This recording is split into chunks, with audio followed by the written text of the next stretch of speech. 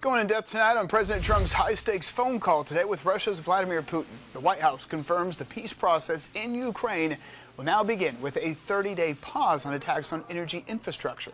Well, today we spoke with Dr. Brent Nelson with Furman for more on the impact of this call.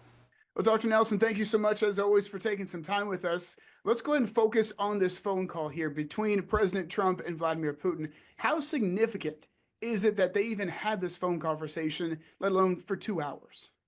Yeah, well, that's the important thing is that the telephone conversation did happen. The results were not particularly earth-shattering. There was something to announce, some ban on a ceasefire against their energy infrastructure. But other than that, there doesn't look like there was a lot of progress. Now, they talked for 2 hours, so they must have been talking about something. And the question is whether Putin was in any mood to begin discussing anything substantive that he might give up in order to achieve peace. It doesn't look like they made much progress there, or at least they're not announcing any progress. This phone call comes after that fiery Oval Office meeting with Ukrainian President Vladimir Zelensky. What role is the U.S. playing in all of this to ultimately bring peace in Ukraine? Well, the U.S., and in particular the Trump administration, is really the key broker here. There's no one else involved. There are others that would like to be involved, like the European Union or at least some of the major states of Europe. But right now, it is the United States' project, and the the Trump administration has more or less bullied the Ukrainians to the table and made them give up a whole lot of things that they would like to see happen after the ceasefire.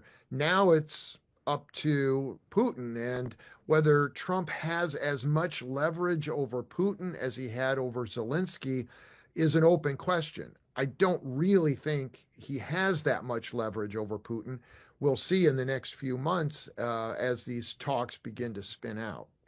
Knowing the background here between the Russian invasion there in Ukraine and knowing Vladimir Putin, what is the path forward that you see where peace is may be possible in Ukraine?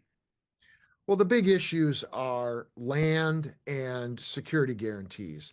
Putin wants land, and he's got a lot of it. So the idea for him would be to settle with what he has now. For the Ukrainians, they don't just want to stop the war, they want to stop the war in a way that it doesn't start up again in the next year or so, or 5 years.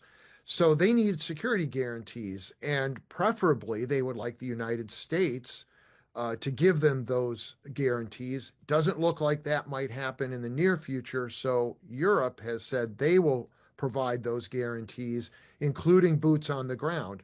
But at this point, Putin is not going to accept that. So to get the security guarantees and to get the land deal made, it's going to take a lot of talking. And I don't expect a decision or an agreement in the near future. When you look at the timeline, the possibility, do you think it could get done sooner rather than later? I think it all depends on Putin. And right now, he's winning on the battlefield. There's almost no incentive for him to stop fighting right now. He thinks he can make more gains, and I think he would like to get enough land to be able to say that that he has succeeded in bringing the Russian, at least the Russian-speaking part of Ukraine, into Russia again. So his goals have not yet been met. Is he willing to stop the fighting now to get what he has got to consolidate his gains? That's an open question. For the Ukrainians, they're already giving up a lot. What they need is the guarantee of peace in the future. And we'll have to see if outside powers are willing to give them those guarantees. Dr. Brent Nelson from Furman University. Dr. Nelson, thank you so much as always. Thank you.